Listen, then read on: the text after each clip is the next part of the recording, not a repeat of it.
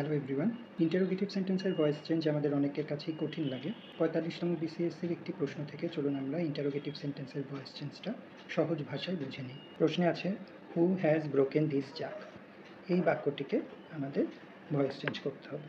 Interrogative sentence যদি হু দিয়ে শুরু হয় তাহলে তার ভয়েস চেঞ্জ করার জন্য আমাদের বাই হুম এটি ইউজ করতে হবে।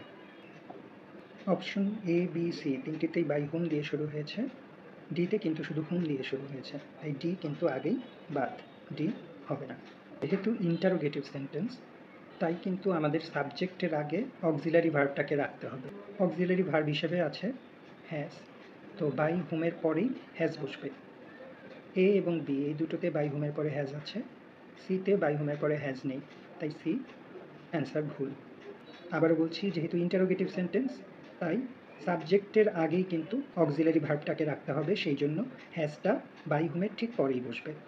তারপরে বসবে সাবজেক্ট, সাবজেক্ট হচ্ছে দিস জাগ, দিস জাগ বসানো হয়েছে এ বি দুটিতেই। এইবার যেহেতু আমরা প্যাসিভ ভয়েস করছি এবং বাক্যটি আছে প্রেজেন্ট পারফেক্টে, তাই ভয়েস চেঞ্জের নিয়ম অনুযায়ী একটা বিন বসাতে হবে।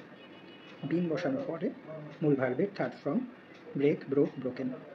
অপশন বিতে কিন্তু কোনো বিন নেই। ভয়েস চেঞ্জের নিয়ম অনুযায়ী প্রেজেন্ট পারফেক্ট টেন্সকে যখন আমরা প্যাসিভ করব তখন হ্যাজের পরে একটা বিন দিতে হবে। বিনটা এ অপশনে আছে, বি অপশনে নেই, তাই বি অপশনও ভুল। এরপরে মূল ভার্বের থার্ড ফর্ম ব্রোকেন, তার মানে by whom has this jug been broken. এই অ্যান্সারটি কিন্তু ঠিক হয়েছে, তার মানে অপশন এ হবে কারেক্ট অ্যান্সার। ধন্যবাদ সবাইকে।